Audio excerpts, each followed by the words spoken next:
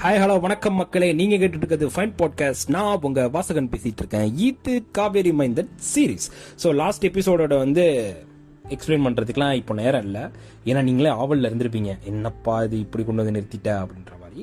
ஸ்ட்ரைட்டாக நம்ம எபிசோடுக்குள்ள போயிடலாம். ஸோ எபிசோடோட பேர் என்ன அப்படின்னா, மலையின் மீது ஒரு குகை. ஸோ இந்த மலையின் மீது ஒரு குகையில என்ன பார்க்க போறோன்றத வாங்க போகலாம். ஸோ பொன்னியின் செல்வரும் அருள்மொழிவர்மரும் ரெண்டு பேரும் ஒன்று தானே, என்னடா ஆச்சு உனக்கு அப்படின்ற மாதிரி நீங்கள் கேட்குறீங்க. சாரிப்பா, கொஞ்சம் ரோல் ஆயிடுச்சு. எஸ், பொன்னியின் செல்வரும் வந்தியத்தேவனும் குகை மேலே உட்காந்துருக்காங்க. அவங்க அந்த குகைக்கு அந்த தீவுக்கு ஒரு ஒரு 5-6 நாள் ஆயிடுச்சு. வந்தியத்தேவனும் சரி பொன்னியின் செல்வரும் சோழ நாட்டை சேர்ந்தவங்க, இளவரசர்கள், குந்தவியோட மனைவி, குந்தவியோட ஹஸ்பண்டு, வானதியோட ஹஸ்பண்டு அப்படின்ற மாதிரி பல பட்டங்கள் இருக்குல்ல அவங்களுக்கு. அதனால அவங்க உளுந்து கவனிக்கிறாங்க அங்க இருக்கவங்க. அவங்க ரெண்டு பேரையும் வேலை செய்ய விடக்கூடாது, அவங்கள நம்ம தான் பாத்துக்கணும்ன்ற மாதிரி. அதை விட மிகப்பெரிய விஷயம், பொன்னியின் செல்வர் அரசாட்சியை துறந்தவர், சோழ மக்களுக்கெல்லாம் பிடிச்சவர், அவரு நம்மளுக்காக தான் வந்திருக்காரு, நம்மளை காப்பாற்ற போறாரு அப்படின்ற ஒரு எண்ணம் அங்க இருக்க மக்களுக்கு ஒரு ஆணித்தரமா அமைஞ்சிருச்சு. ஸோ அதனால அவங்க ரெண்டு பேரையும் எந்த வேலையும் செய்ய விடுறதில்ல. இருந்தாலும் அவங்க அங்க இருக்கவங்களை கேட்காம நிறைய வேலைகள் செய்ய முற்படுறாங்க. ஸோ இப்படியே நாட்கள் நகர்ந்துகிட்டே இருக்கு. வந்தியத்தேவனுக்கு ஒரு பழக்கம் ஏற்பட்டுருது. இங்க இருந்த சூழ்நிலையும் சரி, அங்க இருந்த மக்களுமே அந்த வாழ்க்கைக்கு அடிப்படையா மாறிட்டாங்க. ஏன்னா அவங்களாம் 2 வருஷமா அங்க இருக்காங்களாம். பாத்துக்கோங்க, மெய்யப்பன் என்ன சொல்றாருன்னா ஒரு கட்டத்துல, நாங்க கிட்டத்தட்ட 2 வருஷமா இங்க இருக்கோம், எங்களை இந்த சோழ நாடு மறந்துடுச்சு, சோழ மக்களும் மறந்துட்டாங்க, சோழ அரசரும் மறந்துட்டாரு, நீங்க தான் எங்களை காப்பாத்தி கூப்பிட்டு போனோம், எங்க குழந்தை குட்டியெல்லாம் பார்த்து 2 வருஷம் ஆகுதியா அப்படின்னு சொல்லி, அவங்களாம் இன்னும் என்ன பண்றாங்கன்னே எங்களுக்கு தெரியல அப்படின்ற மாதிரி வருத்தமா சொல்றாரு. இதை கேட்டோன்னே ஒரு அருள்மொழிவர்மருக்கு மனக்கசப்பாயிருது, மன வலி ஆயிருது. ஸோ இதெல்லாம் பார்த்துட்டு இருந்த வந்தியத்தேவனுக்கும் ரொம்ப மனவேதனையா இருக்கு. அவன் மாலை நேரங்கள்ல என்ன பண்ணுவான், மலையில இருந்து கீழே இறங்கி நேரா கடற்கரைக்கு போய் அங்க ஏதாவது கப்பல் இருக்கா, கப்பல் வருதா பார்ப்பான். கப்பல் எதுவுமே வரல. அதை போய் மெய்யப்பன்ட்ட கேட்கிறப்பவும் அவனும் அதான் சொல்றான், இங்க எந்த கப்பலும் வர்றது இல்லையா, ரொம்ப கஷ்டமா இருக்கு, நாங்களே 2 வருஷமா காத்துட்டு இருக்கோம் அப்படின்ற மாதிரி சொல்றோம்.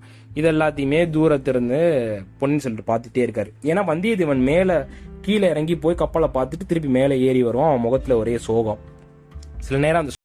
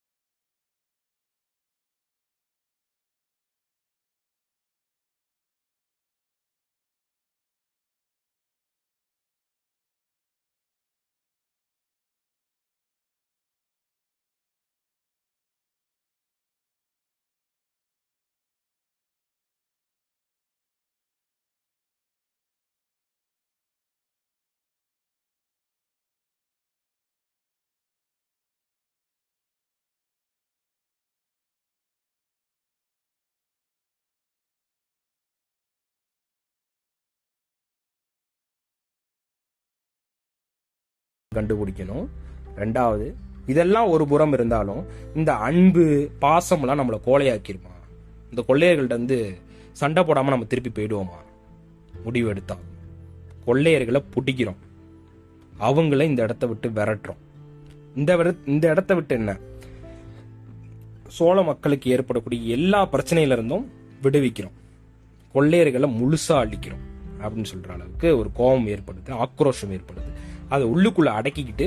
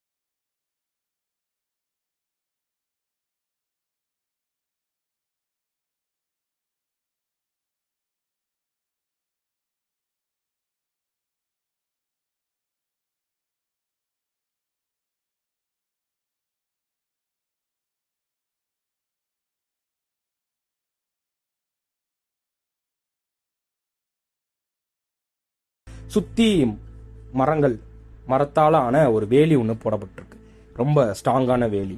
ஸோ இதை பார்க்குறப்போ அப்படியே பார்த்துட்டே இருக்காரு. அங்கங்க சில கப்பல்கள் வந்து இருக்கு, மரக்கலங்கள்.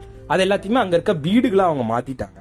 இதெல்லாம் அங்க இருந்த அடிமைகளோட கடும் உழைப்புன்னு தான் நினைக்கிறேன். உடனே அங்க இருந்த பொன்னியின் செல்வர் என்ன சொல்றாரு, மெய்யப்பனை பார்த்து, ஐயா இங்க எதுவும் கப்பல்கள்லாம் வருதா, துறைமுகம் இருக்கா?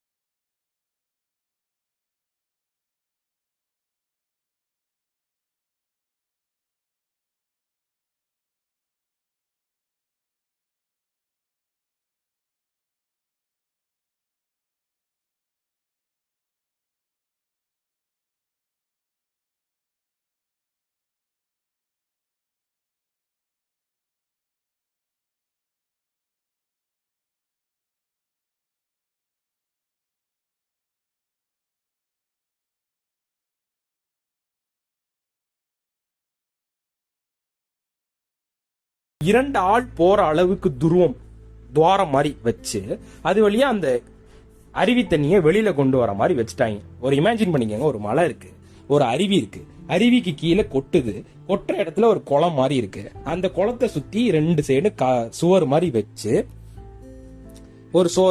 நடுவில் துவாரம் வழியா தண்ணி வெளியில போற மாதிரி செட் பண்ணிட்டாங்க. வெளியில போற தண்ணியையும் ஒரு மூங்கில் கதவு மாதிரி கொண்டு அடைச்சிட்டாங்க.